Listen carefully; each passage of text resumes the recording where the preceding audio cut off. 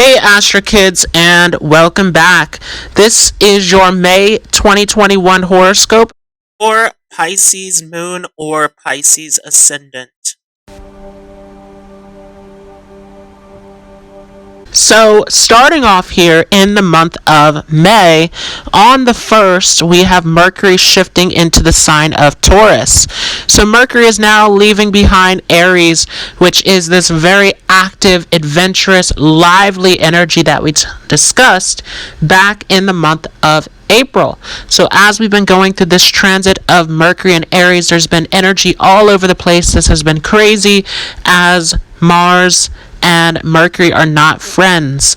Mercury and Venus, however, are great friends. And so as Mercury comes into the sign of Taurus, this grounds this energy. This makes this more practical, where this logic, this communication becomes much more grounded. We're able to navigate this energy much better here, where you will feel this groundedness coming into the month of May.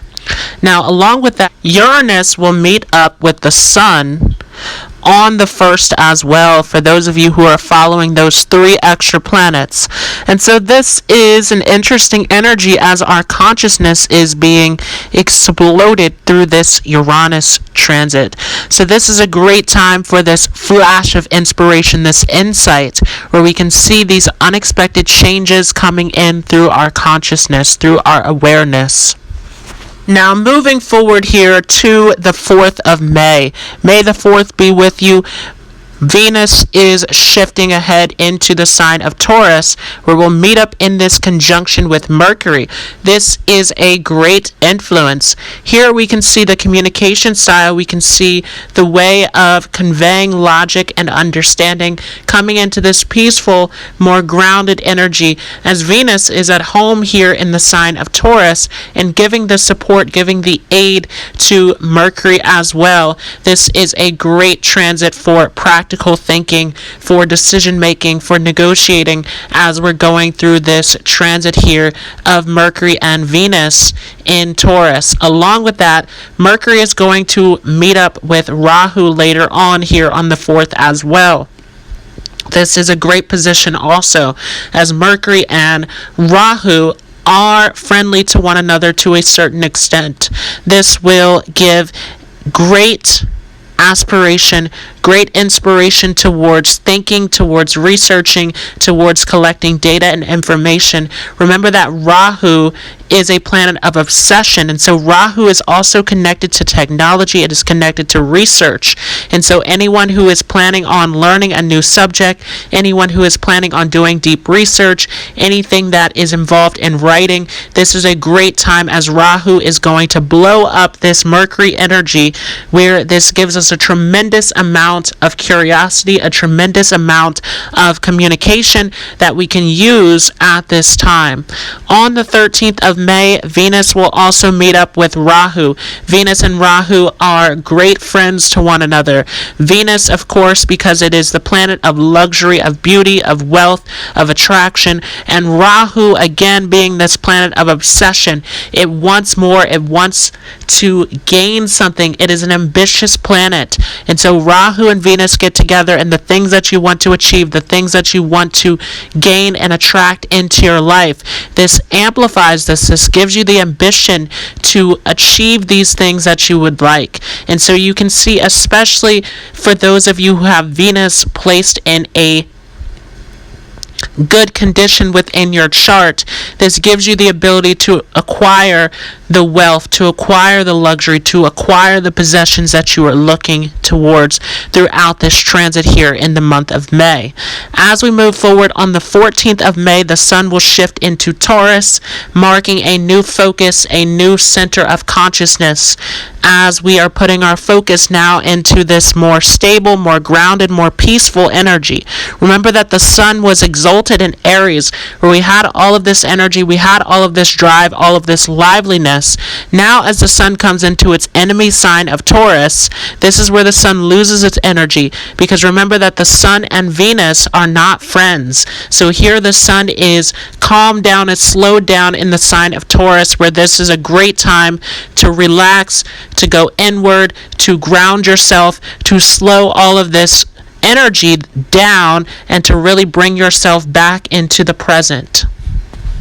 Moving forward here on the 18th of May, Venus will meet up with Mercury once again. So this is a huge time here again of this communication where we're using our speech in a beautiful, peaceful way. So this is great for communication. This is great for writing. This is great for negotiation. Any deal making that you are trying to get across during this time. Moving forward here on the 19th of May, the Sun will meet up with Rahu. So now we're getting closer to this eclipse season as the Sun is coming closer to the position of Rahu. And remember that wherever Rahu is, it is going to explode. It's going to give this illusion of this bigger image or this bigger illusion than what it may seem to be. And so here we want to be careful as Rahu can explode the ego. This can give a strong sense of self. And so this is where we can see a lot of ego issues coming up with Rahu here with the Sun. This is a great time for confidence. This is a great time for stepping up and moving forward, taking the risk, taking the action to get the things done that you want in your life. But once again, be careful of that expansion, that explosion of the ego that can take place here during this transit. Now, all of these planets of the Sun, of Venus, of Rahu, of Mercury are all going to receive a fourth aspect over from Jupiter and Aquarius. So this is really going to expand the knowledge, expand the insight. Again, with all of these placements, there's so much brilliance, there's so much practicality here where we can use this knowledge in a more grounded way, in a more practical way towards our goals, towards the things that we want to get done, as this energy is slowed down, it's calmed down here in the sign of Taurus. On the 23rd of May, Saturn will station retrograde, and we will talk about this in a future video. But this is a major time of going back and looking over the structures, looking over the routines, looking at the things that you have in place, and making sure that you have the proper discipline, that you have the proper order, the proper structure in your life. This also affects us collectively, as Saturn is a societal planet. This is all about the structure, the rules that are put in place here in our physical construct. Moving forward on the 26th of May, Mercury will shift into Gemini, into its own sign, and so here the intellect is very high. This becomes a strong position of communication, of writing, of connecting to others, of pulling in information from different places, and you can feel the curiosity, you can feel the adventure starting to increase here, of wanting to learn, wanting to explore more, where this can really help in expanding your knowledge depending on where Mercury is positioned in your chart. On the 28th of May, Venus will shift into the sign of Gemini as well, where it will meet up with Mercury once again. So again, this communication style of negotiating, of making peace, of resolving issues, of being able to make deals continues to increase here with this aspect, this conjunction between Venus and Mercury. On the 29th, we will see Mercury station retrograde as well. So we will get into that in a future video. A lot of major things that are coming here. Now for the position of the moon, I will talk about that in a future video, but major moments that we will go through here are on the 11th of May, when we will have a new moon in the Kritika Nakshatra. So this will fall at the end of the sign of Aries, and this will be an interesting one as it will be in a conjunction with Uranus. We will talk more about that in a future video. Also, we have the big event of the full moon lunar eclipse happening in Anuradha in the sign of Scorpio here on May 26th. So that is a huge event, as that will shift us into eclipse season. Off here, for those of you with the Pisces moon or Pisces ascendant, we have Mercury, Venus, and the Sun, which are shifting out of your second house and into your third house. So this is a huge time for communication, as Mercury and Venus are our two planets that are involved in connection and relationships, and the Sun coming in here giving you big confidence, big self-expression, This is a huge time to tap into those creative talents, especially as the sun controlling your sixth house of daily routine and work. As these planets are coming in here in this sign of Taurus, which is all about music, arts, beauty. So, this is a huge time in perfecting your talents, your skills, your communication in a big way. We will also see these planets shift forward into the sign of Gemini there in your fourth house. And so, especially towards the end of this month here, this becomes a great time for going internally, reflecting inward, and looking at yourself. But as these planets are sitting here in this third house, they will come into a conjunction with Rahu. So as the sun comes close to Rahu, this is huge as this is getting us closer and closer to this eclipse season that is coming up. Rahu here giving you great ambition, great drive in this third house, where this is a great time for anything business related, anything related to creativity, to self expression. That third house of courage and skills being hugely activated. And as Jupiter gives its fifth aspect, especially from that 12th house of imagination, your mind is giving you so much to express at this time. Great time to express those talents and gifts coming into this. We will also see as Mercury shifts into the sign of Gemini that it will station retrograde there in your fourth house, once again taking you deeper into this time of self reflection, of looking inward, a lot of internal security and changes that can be highlighted here at this time.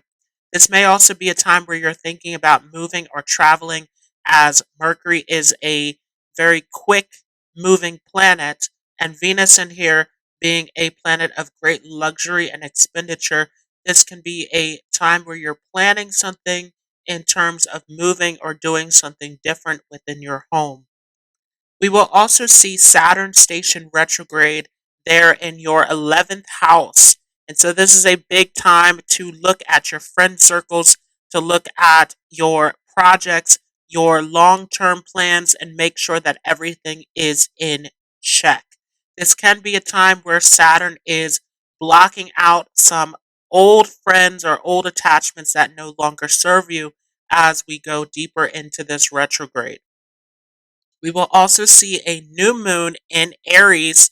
This will be happening in the Kritika Nakshatra there in your second house. Huge time to bring in that money, that wealth, that security.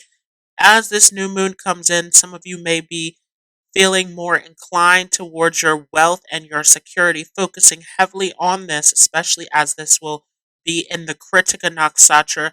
Interesting one as it'll come into a conjunction with Uranus. We'll talk more about that in a future video. And lastly, we have this full moon lunar eclipse, big event of this month of May, as it will shift us into eclipse season.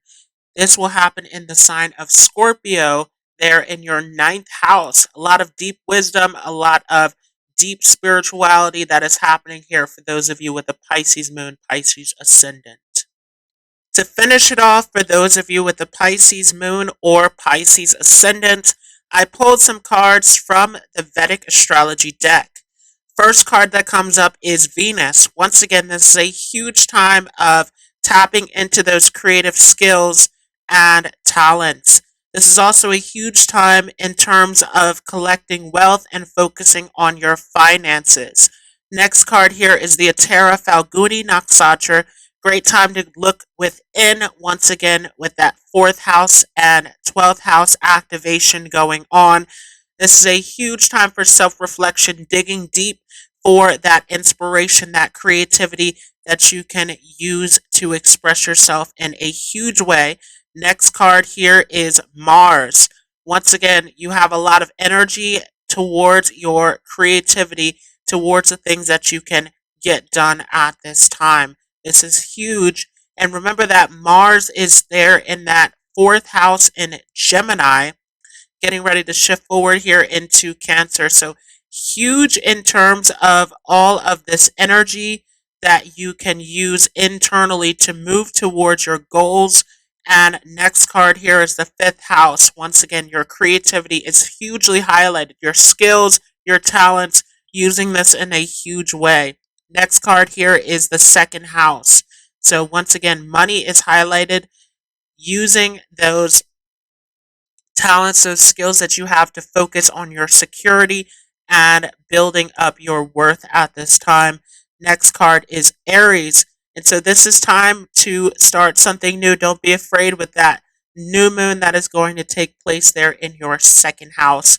We're coming up with some new ways of moving towards your goals and the things that you want to attain. Last card is the Shadabashak Nakshatra. And so this is a huge time of spiritual growth, of transformation, again, with that full moon lunar eclipse that will be highlighted there in your ninth house of Scorpio. There's a lot of deep internal spiritual work that can take you to a high place at this time, keeping in mind your duty, your responsibility karmically. What are you here to do with your destiny is huge in this month of May. Has been your May 2021 horoscope for Pisces moon or Pisces ascendant. If you enjoyed this, feel free to leave a like as well as a comment. If you are new to this channel, don't forget to hit the subscribe button along with the notification bell. If you are interested in learning more on Vedic astrology, there is a course available in the Facebook group Astrology Lessons with Daquan Jones. The link for that is down below in the comments along with the description. Make sure to hit that notification bell once again as we have some huge events coming up, including this retrograde season, starting off with a Mercury retrograde in Gemini and with this eclipse season that we will start off here at the end of May with a full moon lunar eclipse in Scorpio. Big things that you don't want to miss out on. I want to thank you all so much for joining, and I hope you all have a great day. I will see you in the next video.